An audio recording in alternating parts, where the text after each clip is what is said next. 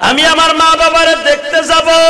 বিবি বলে আমি খুশি হইলাম যদিও আমি বড় লোকের মেয়ে, কিছু মার্কেটিং করিয়া বাবা ইফতারি কিছু খাদ্য দ্রব্য লইয়া যখন সায়েদাবাদ থেকে গাড়িতে উঠছে, এখন দিলটা নরম করবা। এ আমার নসিদ্দির যুবক ভাইরা রে, বাবা যখন 300 টাকা পেয়েছে সন্তানদের না দেখে যাবে না।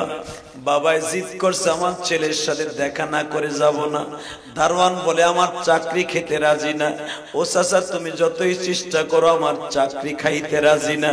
চাচা তোমারে বলছি চলে যেতে হবে, স্যারের অর্ডার।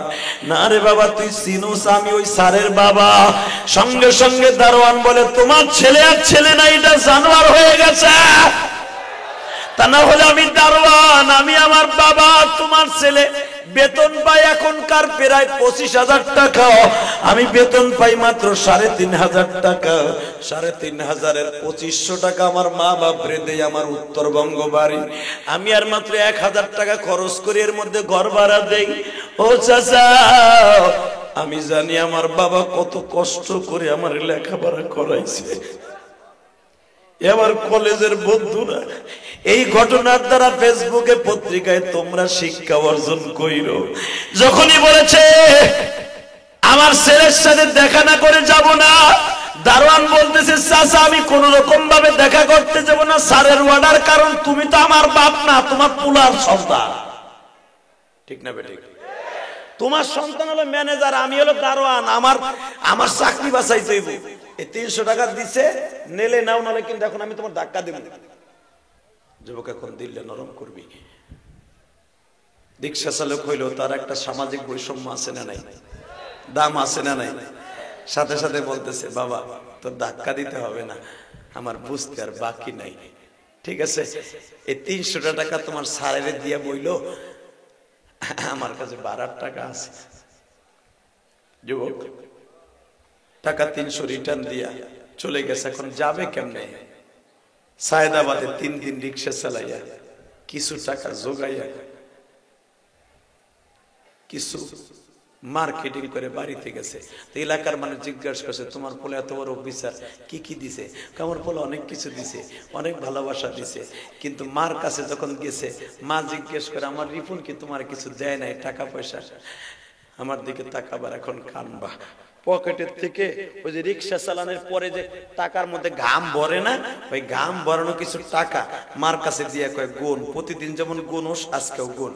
মা কয় আমি জানতাম ব্যাংকের পোলার টাকা আলো নতুন, আর প্রতিদিন রিক্সা চালানোর টাকা তো এরকম পচা থাকে। বাবা কয় তুই ভাবছ তোর পোলা বুঝি নতুন টাকা দিছি? বউ রে তোর পোলা আমার সাথে দেখা করে না, তোর পোলা আমার সাথে দেখাও করে নাই। যুবক ভাইরে যখন এই কথাটা বলছে মা বাবার মুখটা চেপে ধরে বলে তোমার আল্লাহর কসম লাগে তুমি আমার ছেলের বরদোয়া দিও না, ও যেখানেই থাকুক সুখে থাকুক, আমি মায়ের অন্তরে নাই শান্তি। যুবক ভাইরা আমি ইলিয়াসুর রহমান জিহাদি 12 বছর বয়সে মা হারাইছি। আমার মা ওই গোপালগঞ্জের মাটির নিচে ঘুমিয়েছে। আমার মা ইন্তেকালের আগে আমারে বলছিল ইলিয়াস রে তুমি যদি আলেম হও আমি মা তোমারে দুধের দাবি ছেড়ে দিব। এই দুনিয়ায় যার মা নাই ওর মতো কপাল পোড়া কেউ নাই গো মা।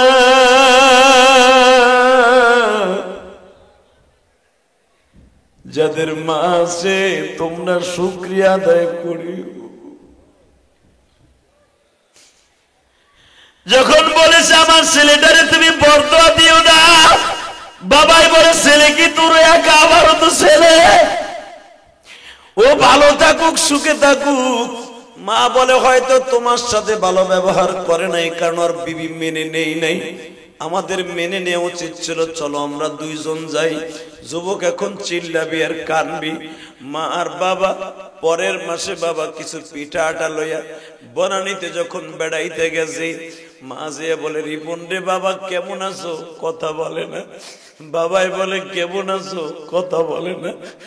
এরপরে জিজ্ঞেস করে বাবা তুই কথা কস থাকে? মায়ের জারে দিয়ে কয় মানুষ মা বাবার সাথে কথা বলি না। সঙ্গে সঙ্গে বাবাই বলে বাবারে তৈরি তোরে মানুষ করে আমরা বুঝে অমানুষ হয়ে গেছি, তবে মনে রাখিস তুই একদিন বুঝবি যেদিন তুই বাবা হবি। বাজান বাস্তব ঘটনা। এইভাবে যেতে না যেতে 8 বছর চলে গেছে, মা বাবার সাথে ভালোভাবে ব্যবহার করে না, ভালো কথা বলে না। রমজান মাস চলে আসছে, রমজানের 1 তারিখ জুমার দিন গুলশান সেন্ট্রাল মসজিদে নামাজ পড়তে ঢুকছে এই ভদ্রলোক।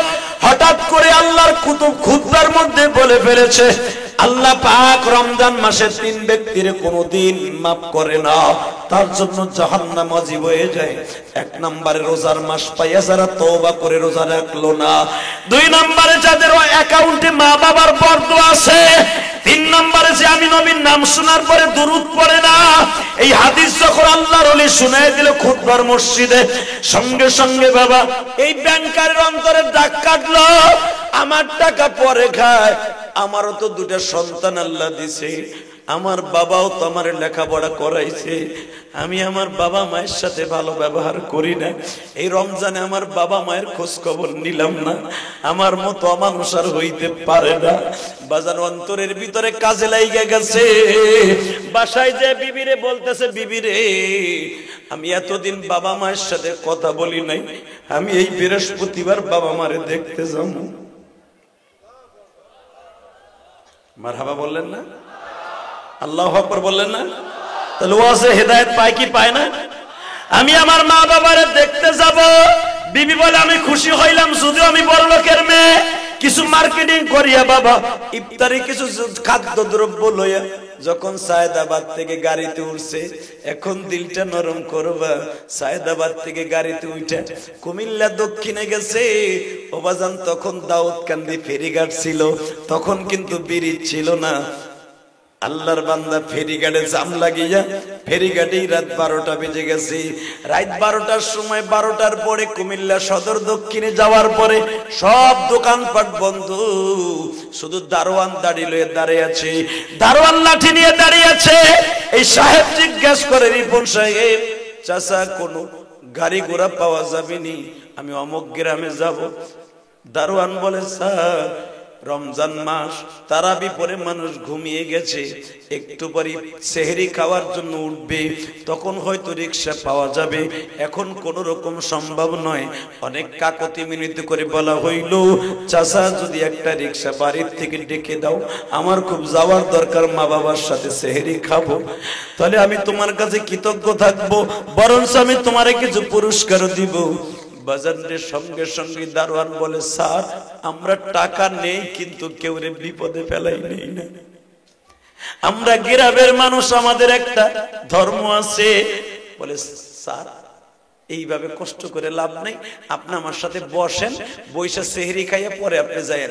বলে, না চাচা আমার একটা রিক্সার ব্যবস্থা করে দেন না।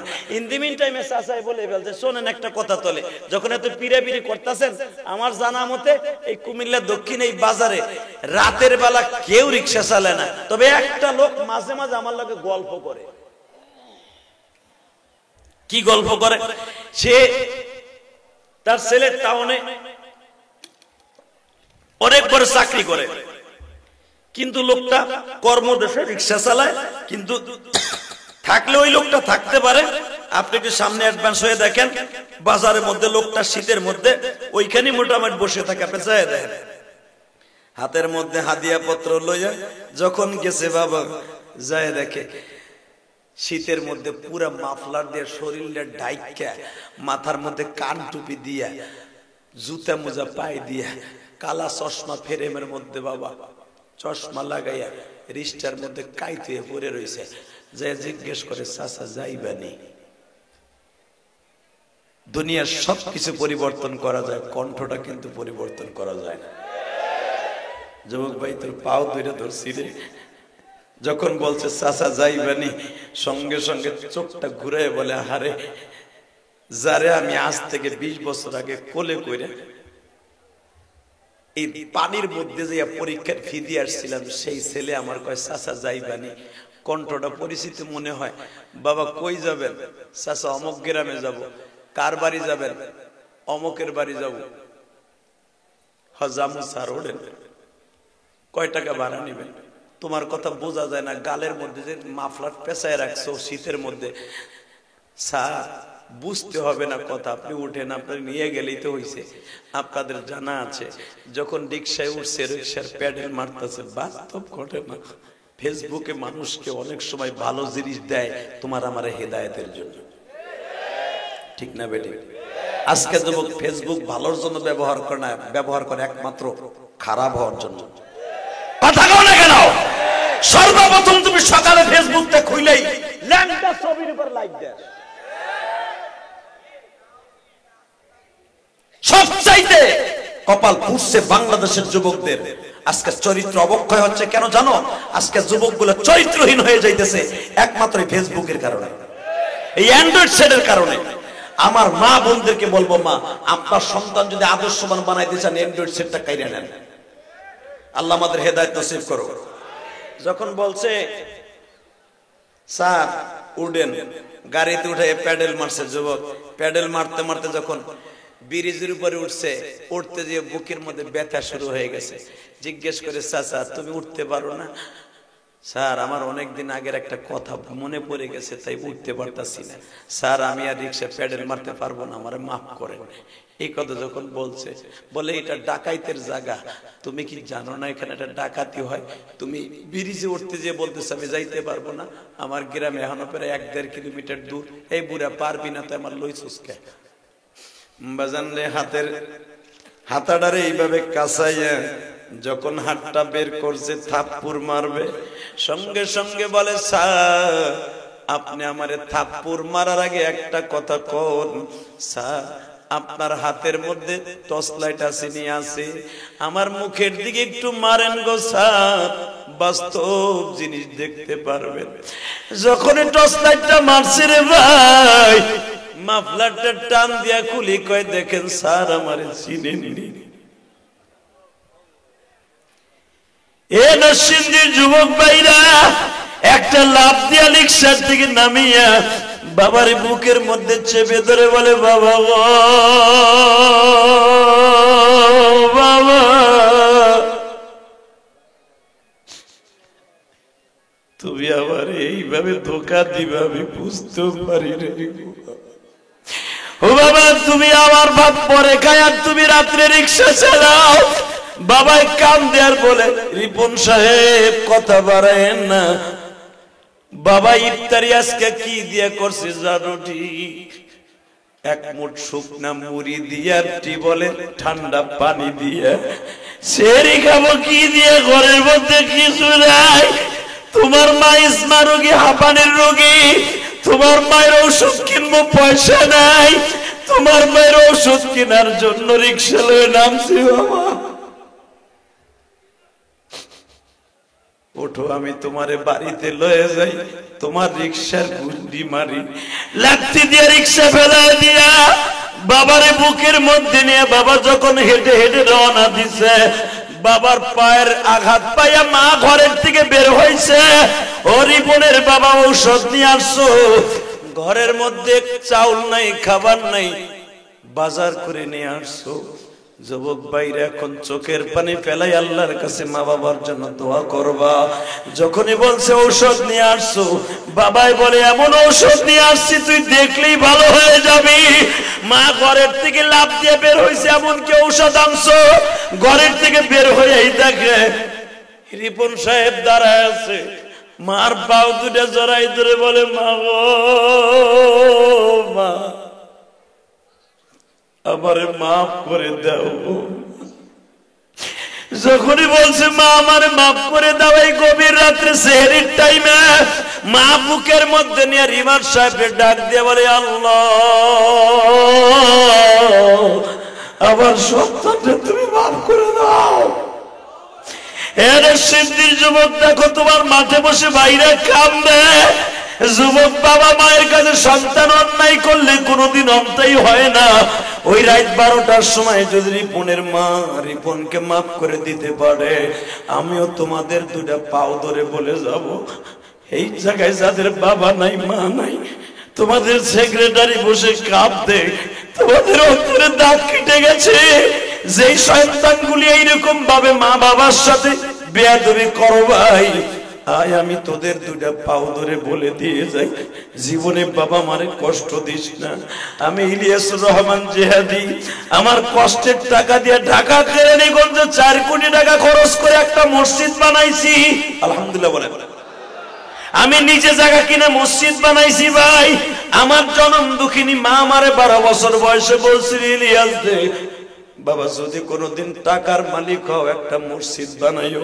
এই যে জিনাত আলী হাফিজিয়া মাদ্রাসা, জিন্নাতুল হাফিজিয়া মাদ্রাসা, আল্লাহর এই বান্দা এত বড় একটা অ্যাসেট দান করে গেছে। আমার বিশ্বাস জান্নাতের ভিতরে বালাখানায় আছে। কেন জানোনি? এই হাফেজ গুলো 11টা হাফেজ রে, কোরআনের হাফেজ রে জান্নাতের পাগড়ি দিলাম। একটা ছেলের চোখের পানি যদি কবুল হয়, তার কবরটা জান্নাতের টুকরা। আল্লাহু আকবার জোরে বলতে পারো না? আল্লাহ এই মাদ্রাসাকে আপনি কবুল করেন, এই মাদ্রাসার কমিটিকে কবুল করেন, এই ছাত্রগুলাকে আল্লাহর ওলি বানায় দেন। জোরে বলেন আমিন, আরো জোরে বলেন আমিন। একসাথে আমার সাথে উত্তর দিবেন, মা বাবার খেদমত করার দরকার আছে না নাই? আছে, আছে। 30টা সেকেন্ড এমন কোন যুবক আছো, আমি তোর পাও ধরে ধরে বলবো, আমি তোর বন্ধু হয়ে যাব। আমি দেখতেছি তোদের চোখের মধ্যে পানি। আমি ইলিয়াস রহমান জিহাদি 2011 সালে আমার বাবাকে নিয়ে আমি হজ করছি, আলহামদুলিল্লাহ বলেন। আমি 2004 সাল থেকে হজে যাই। এই কমিটি ভাইরা, 2004 সাল থেকে আল্লাহ আমাকে হজে নাই। আমি 2011 সালে আমার আব্বাকে নিয়ে যখন হজে গেলাম, ওই যে স্বর্ণের দরজা বা কাবা ঘরের স্বর্ণের দরজা 162 কেজি স্বর্ণ আছে, 162 কেজি স্বর্ণের দরজার সামনে আমার বাবারে দাঁড় করে বললাম, আব্বা, আমার আব্বা অনেক লম্বা, আব্বা দেখেন তো এই দরজার চৌকাঠটা আপনি একটু ধরতে পারেন কিনা। এখন কানবি, আমার আব্বা অনেক লম্বা মানুষ তো। আমার আব্বা মোটামুটি ওই যে স্বর্ণের দরজার যে চৌকাঠের ফ্রেমটা কোন রকম ধরতে পারছে। আমি আমার আব্বার আবার উঁচা করে ধরছি, আপনার কষ্ট হয়ে গেছে। 2 মিনিট শেষ করে দিচ্ছি। হ হ যুবক, আমি চাই তুমিও তোমার বাবাকে নিয়ে হজ করো, ইনশাআল্লাহ বলো। এই জিনাত আলী সাহেব আজকে জায়গা দিয়ে গেছে, তার কলিজার টুকরা সন্তান আজকের মাহফিলের সভাপতি। এই যুবক, এদিকে তাকান। যখন আমার আব্বার আমি উঁচা করে ধরলাম, আব্বা জান্নাতের ওই দরজাটার একটু ধরলেন এইভাবে। এরপরে আব্বারে বুকের মধ্যে নিয়ে বললাম, আব্বা এটা কাজ করেন কি? আমি তো বাংলাদেশে যাওয়ার পরে আমার ওয়াজের শিডিউল। কয় হ্যাঁ, আপনি তো কাবা ঘরের দরজার সামনে দাঁড়ায় আমার জন্য বলে যান, আল্লাহ আমার ইলিয়াস যত মাহফিলে যাবে প্রত্যেকটা যুবকরে কান্দাইবা। বিশ্বাস করেন আমার বাবা আজকে আমার কথা শুনে আপনি ওয়াজে কান্দেন, ইউটিউবে দেখে কান্দেন, আমার মায়েরা কান্দে, আমার দেখার জন্য আপনারা পাগল থাকেন। এর পিছনে আমার কোনো ক্রেডিট না, একমাত্র আমার বাবার দোয়া। আলহামদুলিল্লাহ বলতে পারলেন? আমার জনম দুঃখিনী মায়ের দোয়া। আমার বাবা কাবা ঘরের দরজার সামনে দাঁড়ায় এইভাবে হাত তুলে বলে, মালি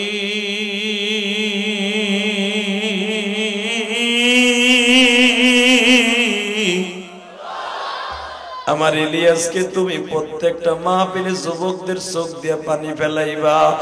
এ নরসিংদীর যুবক ভাইরারে শুধু আমার সাথে একটা আওয়াজ দিবা। আমি যদি আমার বাবারে কাবা ঘরের সামনে বুকের মধ্যে নিয়ে দোয়া করতে পারি, শুধু একটা যুবক এখানে লাভ দিয়ে বলতে পারবা, হুজুর আমি আমার বাবারে বুকে নিয়ে দোয়া চাবো। কে রাজি আছো? হাত তোলো তো দেখি। নারায়ে তাকবীর, নামাও হাত। এই এই এই মোটা বেটা, শুধু আমার সাথে একটা আওয়াজ দিয়ে বলেন, মা বাবার কাছে দোয়া করার দরকার আছে না নাই? চাইবা দোয়া? চাইবা দোয়া? 30টা সেকেন্ড আমার বন্ধু হইবা, আমি দেখতে চাই এখানে কোন কোন যুবক আছো যাদের বাবা এই মাঠের মধ্যে বসে আছে, ওয়াজ শুনতেছো। তোমার বাপ এই মাঠে আছে, তুমি জানতেছো যে আমরা 2 বাপ বেটা একসাথে ওয়াজ শুনতে আসছি। আমার বাবারে আমি দাঁড় করাবো এখানে। আমি যখন তোমারে বলবো যাদের বাপ এই মাঠে আছে তারা দাঁড়াও তো, যাদের বাপ এই মাঠে আছে দাঁড়াও। কার কার বাবা এই মাঠে আছে দাঁড়ান না। এই কার বাপ এই মাঠে আছে? নাই। কার কার বাবা এই মাঠে আছে? কোন যুবক নাই? দাঁড়া ভাই, দাঁড়া দাঁড়া। আজকে ৪৫ বছর ইতিহাস বেড়ে হয়ে যাবে। দাঁড়াও, তোমার বাবা আছে? এই তোর বাবা আছে যুবক? এই দিক তাকা, এ কালাকো, তোর বাবাই মাঠে আছে? তোমার আছে? তাকা ওইদিকে, শুধু চোখে পানি থাকবে, হাসি থাকবে না। কে কইছে তুমি আব্দুল কাদের জিলানী হইবা না? শুধু আমার দিকে তাকাবা। যাদের বাবাই মাঠে আছে, আর কেউ নাই বাবা? আর কোন যুবকের বাবাই মাঠে নাই? লজ্জা শরম বাদ দিয়ে দাঁড়াইবা। আর কোন যুবক নাই? মারহাবা বলেন। এই যে ছেলেগুলা দাঁড়াইছে, ওদের বাপগুলা দাঁড়ান তো, বাপগুলা দাঁড়ান, বাবাগুলা দাঁড়ান। এই যে দেখো কোরআনের হাফেজ, দাঁড়ান, দাঁড়াও। যাদের ছেলেগুলা আছে, বাপগুলা দাঁড়ান। যুবক, এবার আমার দিকে তাকা। তোর জীবনকে এখন ধন্য করবি। 30টা সেকেন্ডে পাগলের মতো দৌড় দিবি, আমার মতো তোর বাবারে বুকের মধ্যে নিয়ে গুনগুন করে কাঁদবি। যাদের বাবা নাই তারা বয়ে বয়ে কাঁদবেন। যাদের বাবা আছে, এই মাঠের মধ্যে আছে, আমি বলার সাথে দৌড় দিয়ে বাবারে বুকের মধ্যে নিয়ে মাপ চাবি। বাপ যদি মাপ করে দেয়, আমি কসম করে বলছি, তোমার আল্লাহ আব্দুল কাদের জিলানীর মতো বানাই দিতে পারে। দাও, দৌড় দাও, দৌড় দাও, দৌড় দাও। দেখো তোমার বাবা কই আছে, ধরো বাবারে বুকের মধ্যে ধরো, সন্তানরে ধরেন। হে যুবক, যা দেখো তো তোমার বাবা কই আছে, দাও বাবারে মাফ করে দাও। দে যুবক, দৌড় দে, দৌড় দে, দৌড় দে। যুবক, আমি বলছি তোমার বাবা কোথায় আছে, যাও। আল্লাহ তুমি দেখো নরসিংদীর যুবকগুলা বাবারে বুকে নিয়ে কান্দে। এই যুবকটা বাবারে খুঁজতেছে, মালিক ওই যে একটা যুবক যারে টার্গেট করছি, বাবারে বুকে নিয়ে পারান বলে মাপ চায়। এই যে দেখো স্টেজের ভিতরে, যুবক ছাড়িস না, আমি বলবো চোখের পানি দিয়ে সন্তানরে মাফ করে দিবেন। আমি বলে গেলাম আপনার সন্তান আল্লাহর ওলি হয়ে যাবে। আল্লাহ তুমি বাবার চোখের পানি কবুল করিয়ে নাও। বাবা সন্তানরে বুকের মধ্যে মাপ চায়। আল্লাহ,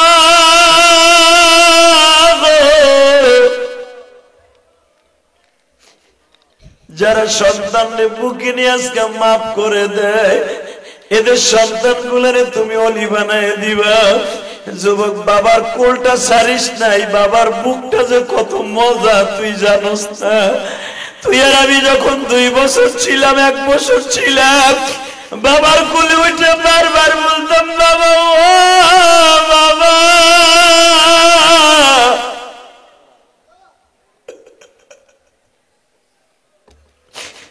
বাবা ওই যে আসমানের চাঁদ দেখা যায়, ওইটা কি? বাবাই বলে, তুমি তো বললা চাঁদ, আবার জিগাও কেন? বাবারে 100 বার জিগাইছে, 100 বার বলছে চাঁদ। আরে বাবা কোনদিন রাগ করে রে। আজকে বাবা তোমার কাছে 10টা টাকা চাইলে তুমি জারি মারো। যুবক ভাই, যাদের বাপ নাই তাদের বুকটা ধরে দেখ। এই যে তোমাদের সভাপতি আজকের মাহফিলে, আজকে তোর বাবা নাই, তার বুকের মধ্যে কত ব্যথা।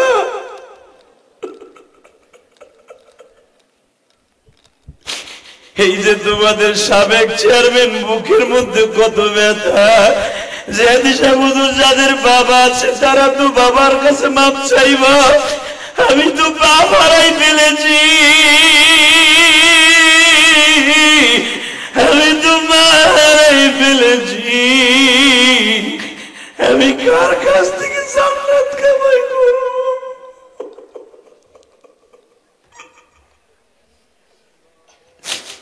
আল্লাহ দেখো কমিটির বাইরে খাদে আমি সবাই রে বসতে বলছি।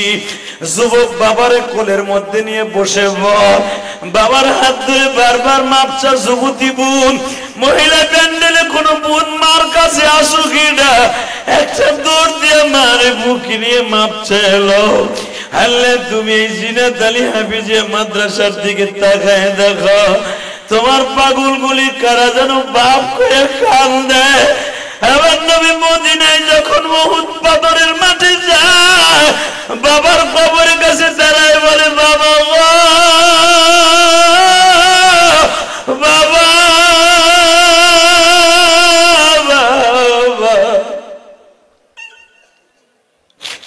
জীবনে আমি মুহাম্মদ কাউরে বাপ বলে ডাকি নাই। চাচার কুলটা পাইছি জন্মের পরে, দাদার কোল পাইছি কিন্তু বাবার কোলটা পাই নাই। বাবা তুমি কবর থেকে একটু ওঠো, আমি তোমার কোলে উঠবো। তখন লেখক লিখে নবীর বাবাকে বারবার নবী ডাক দিতেছে, কোন আওয়াজ হয় না। তখন আমার নবী চিল্লায় আর বলে, ও আল্লাহ, আমারে যদি এত দামি করে বানাইলা, কেন বাবার কোলটা আমার জন্য জায়েজ করলা না? কেন আমার বাবার কোলে আমার উঠাইলে না? আমার নবী যদি বাবার জন্য চিল্লায় চিল্লায় কাঁদতে, তাও পড়ে নাই, ওই বাবা আজকে ঠান্ডা মাটিতে ঘুমাই রয়েছে। আল্লাহ দেখো আমার বাইরে চিল্লায় আর কান্দে, মালিক মনের মধ্যে উঠিয়া গেছে, হুজুর আমার তো বাবা নাই রে। আল্লাহ দেখো কেমনে চিল্লায় কান্দে। আমি ইলিয়াসুর রহমান জিহাদির মতো কার যেন মা নাই গো। আল্লাহ গভীর রাতে যাদের মা নাই, মায়ের খবরটা জান্নাতের বাগান বলে।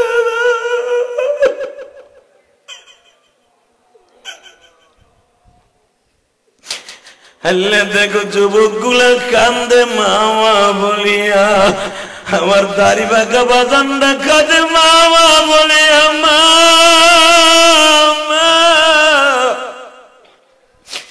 এই মাদ্রাসায় তোমরা আসিয়া দেখো বাবা, রাত 2টা 2:30টার সময় যে এতিম গুলা আছে, যাদের বাবা নাই, ওরা কোরআন শরীফ বুকে নিয়ে কিভাবে কান্দে। ওরা বলে, বাবা গো, ও বাবা, কত ছেলের বাবা এসে কোলে যায়, আমার তো কেউ নেই।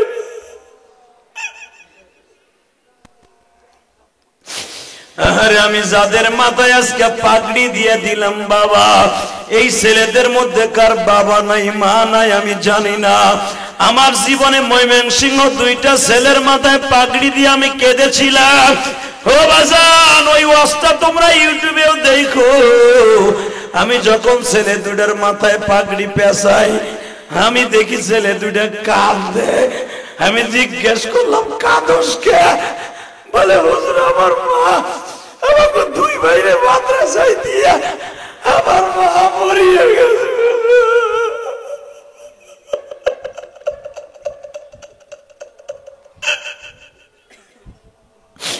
আমাদের এই পাগড়ি কারে দেখাবো?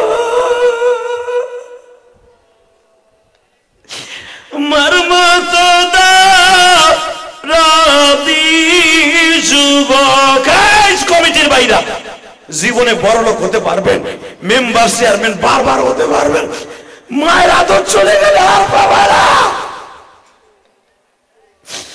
মর্মতো রাতি যুবক এই জগতে নাই, মা বলিয়া ডাক দিলে আল্লাহ খুশি হয়।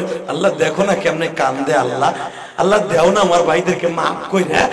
আল্লাহ দেও না কার মা জানো কবরে ঘুমাই রয়েছে।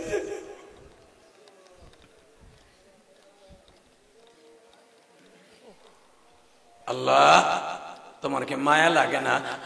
দেখো আমার ভাইরা কেমনে চিল্লায় আর কান্দে। দেখো এই যে 2টা ভাই, দেখো কেমনে কান্দে, বাবারে বুকে নিয়ে কতজনে কান্দে। যুবক, আমি 30টা সেকেন্ড টাইম দিলাম। তোমার বাবাই মাঠে নাই, তোমার চাচাই মাঠে নাই, তোমার বড় ভাই এই মাঠে নাই। আরে বাপ যাদের নাই, ভাই বাইরে বুকে নিয়ে মাফ চান। আমি কসম করে বললাম, মালিক কি দেখো মাফ করে দিবে। এই রাত 12টার সময় আল্লাহ গুনাহ মাফ করে ছাড়বে না। বাবা আমি তোমাদের হাতে পাও ধরে বলছি, কোন যুবক আসো তার বড় ভাইরে বুকে নিয়ে এখন মাপ চাইবা। বড় ভাই না থাকলে চাচারে মনের মধ্যে নিয়ে বুকের মধ্যে নিয়ে মাপ চাইবা। এ যুবক, তোমরা যদি এখন বড় ভাইরে বুকে নিয়ে কান্দো, অথবা তোমার বন্ধু আছো, একসাথে খেলাধুলা করো, কথা দিয়ে কষ্ট দিছো, বন্ধুর কাছে মাপ না চাইয়ে কোনোদিন হাত তুলে লাভ নাই। স্বাস্থ্য ভাই, মামাতো ভাই যাদের আছে, এক ভাই আর এক ভাইরে বুকের মধ্যে নিয়ে দাঁড়াই করে মাপ চাও তো। ওঠো ওঠো, কোন যুবক আছো? একসাথে খেলাধুলা করো সব। বন্ধুরে বন্ধু মাপচা, ওই দেখ ভাইরে ভাই মুখে নিয়ে কাঁদতে। যুবক তুই কাঁদতে থাক, আমার মাওলার কাছে চোখের পানিটা সবচেয়ে দামি। আল্লাহ পুরা মজমারে আপনি কবুল করেন, চোখের পানি কবুল করেন। আল্লাহ 45 বছরের চোখের পানি কবুল করেন। আল্লাহ 45 বছর ধরে মাহফিল হয়, এই দৃশ্য জীবনে হয়েছে কিনা জানি না, তবে আজকে যারা কান্দে এদের কাউকে তুমি খালি হাতে ফিরাই দিবা না। আল্লাহ 2টা ঘন্টা তোমার পাগল গলে বসে রয়েছে, এই দেখো কেমনে কান্দে। তাকায় দেখ, তাকায় দেখ, এরা কি লাগে আমি জানি না। এরা মনে হয় 2 ভাই না বন্ধু। এই তাকায় দেখ, আমার আল্লাহ তার বন্ধুত্ব ঋণ শোধ করার জন্য মিরাজের রাত্রে নিয়ে 5 ওয়াক্ত নামাজ দিছে। দেখ হয়তো বন্ধুরে বন্ধু বুকি নেই ভাবে কান্দে, তোর বন্ধু নাই এই মাঠে, তোমার স্বাস্থ্য ভাই মাঠে নাই, কত কথা দিয়ে কষ্ট দিছো, একসাথে ঘরের কত কষ্ট দিছো, পারো না? এক ভাইয়া দাঁড়িয়ে বাঁকা বুড়া, বাপ মা নাই, আজকে এক ভাই আর একবারে বুকিনে মাফ করে দিতে পারো না? তুমি যদি এক ভাই আর একবারে মাফ করে দাও, আমি কসম করে বলে গেলাম আল্লাহ তোমাদেরকে মাফ করে দিবে। আল্লাহ এদের চোখের পানি কবুল করো, এদের এই ডাককে তুমি কবুল করো। এই আমি এখন এই গভীর রাত্রে 2টি হাত আসমানের দিকে দিয়ে আল্লাহকে জোরে একটা ডাক দাও, দাও জোরে ডাক দাও, আল্লাহ বলে ডাক দাও, ডাক দাও, ডাক দে যুবক, ডাক দে, ডাক দে, ডাক দে, এই রাত 12টার সময় ডাক দে, এই নরসিংদীর যুবক ডাক দে, ডাক দে যুবক, ডাক দে, আজকে নরসিংদীর যুবক ডাক দে, ডাক দে। এই দেখ সামনে যুবকরা কাঁদে, সামনে তালবেলিরা কাঁদে। আল্লাহ তুমি মাফ করে দাও বান্দারে, না জানিয়া করছে গুনাহ মাহফিলে। আল্লাহ দাও না মাফ করে, আল্লাহ এদের মা বাবাকে মাফ করে দাও। দেখো একটা মানুষও ময়দান ছেড়ে যায় নাই। আল্লাহ এদের চোখের পানি কবুল করে জান্নাতুল ফেরদাউস নসিব করো। বসেন বসেন। আল্লাহ তোমার কাছে যদি আজকের মাহফিলটা ভালো লাগে, এই মাদ্রাসার প্রতিষ্ঠাতা, এই মাদ্রাসার জাগাদাতা, এই মাদ্রাসার কমিটি বৃন্দ সকলের বাবা মাকে মাফ করে দাও, কবরটা জান্নাতের টুকরা বানায় দাও। এদের ডানে বামে এমন কেউ নাই তারা কান্দে নাই, তোমার কাছে যদি কান্দে এত মজা লাগে তুমি দাও না মাফ করে। আমরা গুনাহগার জানি, আমাদের চেহারাটা তোমার দেখতে ভালো লাগে না, কিন্তু তারপরও তুমি গুনাহগারের দিক তাকায় না, তোমার রহমতের দিকে তাকায়, নাখান্দা গোলামের দিক তাকায় মাফ করে দাও। জোরে কানা আমিন, আরো জোরে কানা আমিন।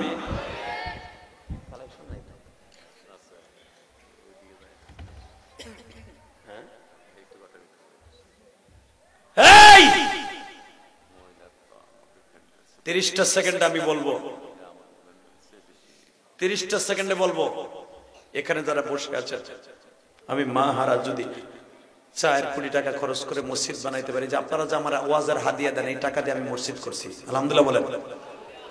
শুধু আমার মায়ের ঋণ শোধ করার জন্য আমি কোটি কোটি টাকা খরচ করে আমার মায়ের জন্য করছি। আমি সবার জন্য দোয়া করবো। রাত 12টার সময় আমি মুসাফির, হাত উঁচা করে বলেন তো মোনাজাতের আগে কেউই ময়দান ছেড়ে যাবেন? আল্লাহকে হাত তুলে দেখান, দেখাও ভাই তোর পাও ধরছে, কেউ হাতটা নিচে রাখিস না, উঠা উঠা।